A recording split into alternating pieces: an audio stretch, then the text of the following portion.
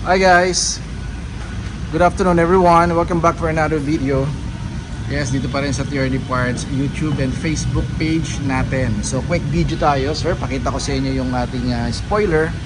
Restock lang tayo sir ha. Meron tayong dumating kasi dito na siguro mga 3 o 5 piraso GR Sports spoiler.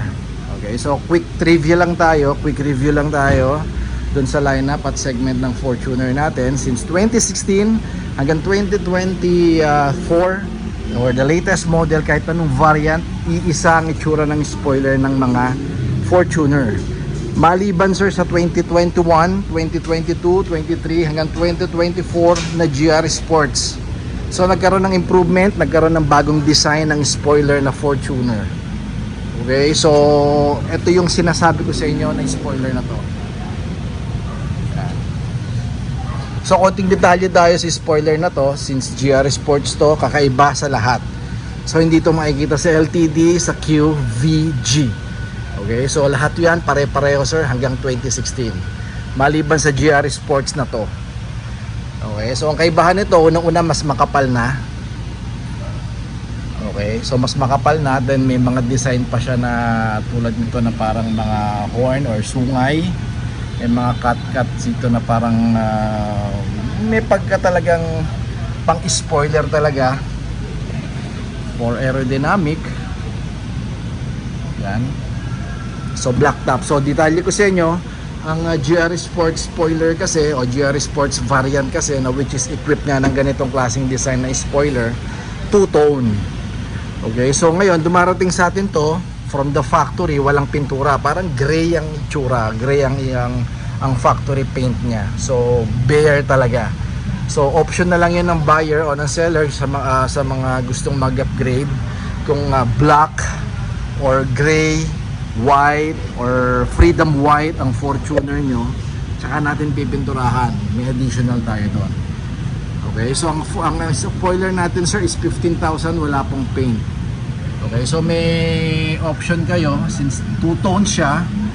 Ang original talaga o colorway talaga ng spoiler is black top, then body color to. Since sa atin is white, so ang inner natin is white din o pearl white.